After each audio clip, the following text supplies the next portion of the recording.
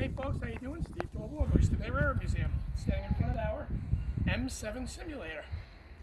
The M7s came onto the property right around 2000 or so on Long Island Railroad. They came on to start replacing the aging fleet of M1 electric cars. Simulator is actually a roughly 20-foot component of an actual M7 car. The car body was built similar to the M7s, although not up to the same structural integrity standards because it wasn't going to operate on the railroad. It was built as a simulator to train locomotive engineers on how to operate the M7s. So the appearance on the outside is exactly the same as you would see on an M7.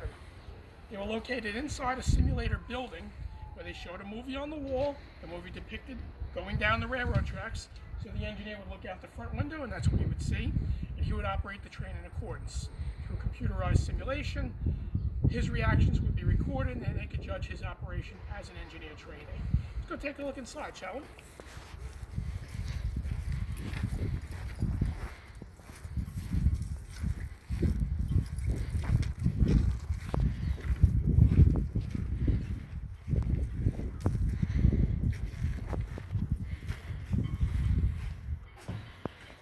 So here we are inside the M7.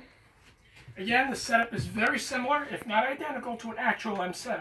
The difference is a lot of the components are actually made out of wood and fiberboard as opposed to the materials that would have been used, fiberglass and steel, in the actual car because it was a simulator and was going to be located indoors.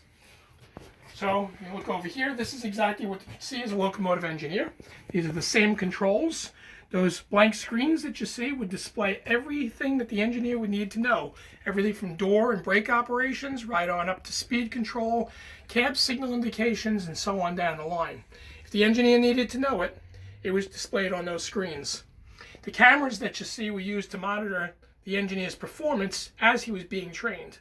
Engineers had to recertify every year to 2 years, and when they did so on these as well as on the actual operating trains.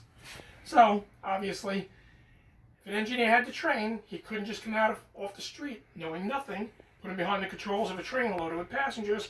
This is where they would get the hands-on knowledge of how to operate the train before doing on-the-job training on actual revenue trains. So this is our M7 simulator. We've had it for just a few years now, graciously donated by the Long Island Railroad to the Oyster LIRR Museum. We're very thankful and very lucky to have it. You want to see it? Come on down. You too can sit in the engineer's seat and be the engineer for the day on an M7 train.